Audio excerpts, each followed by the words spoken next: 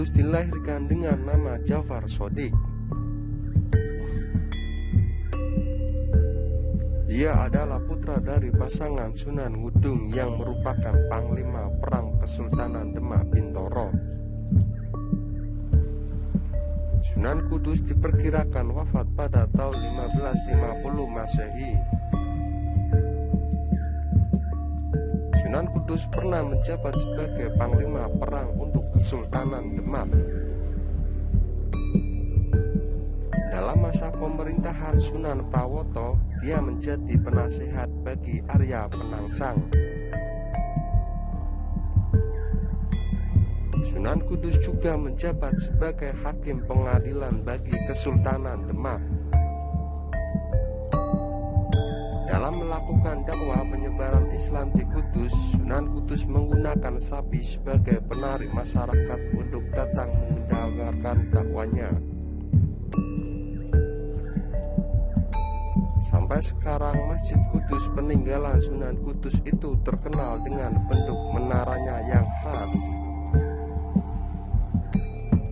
Bentuk menara Masjid Kudus tidak serupa dengan menara masjid yang terdapat dimanapun.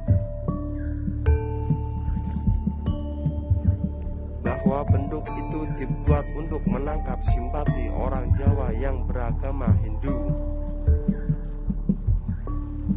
Setelah mereka masuk ke dalam masjid, barulah Sunan Kudus memberi ceramah tentang ajaran Islam. Pada waktu nama Sunan Kudus mulai terkenal, ada seorang sakti bernama Ki Ageng Kedu.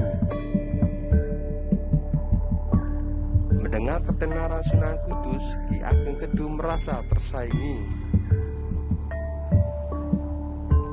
Ki Ageng Kedu tidak senang dengan ketenaran Sunan Kudus karena agama yang dipeluknya berbeda.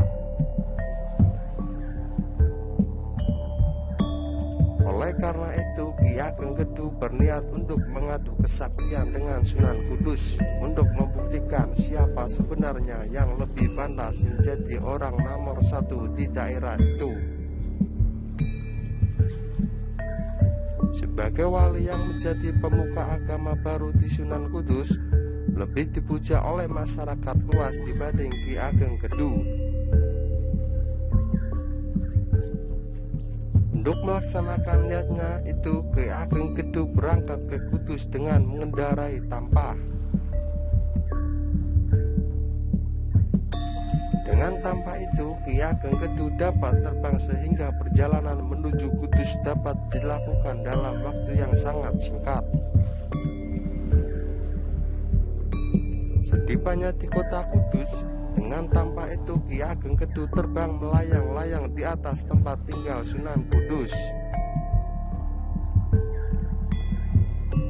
Sunan Kudus memerintahkan Ki Ageng Kedu untuk turun, akan tetapi Ki Ageng Kedu tidak peduli terhadap Sunan Kudus. Sehingga Sunan Kudus marah dan menuding ke arah Ki Ageng Kedu. Seketika itu Ki Ageng Kedu tiba-tiba terjatuh dan akhirnya mengaku kalah. Di antara keturunan Sunan Kudus yang menjadi ulama di Indonesia, Syekh Khalil Bangkalan Asmakatan Ba'alawi Ul-Husaini,